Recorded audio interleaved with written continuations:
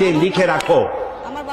তুমি যদি কোনো মানুষকে কিডন্যাপ করে তার বউরে তার বাচ্চারে যদি কান্দায়া থাকো, তুমিও কিডন্যাপ হবা একদিন, তোমার বউ আর বাচ্চা কানবে।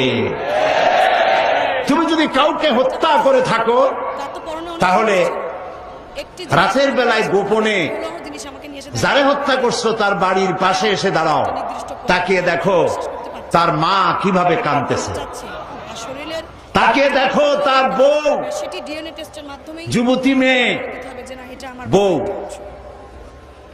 সাদা কাপড় পরে কাটা কবুতরের মতো ঘরের ফ্লোরে ছটফট করছে,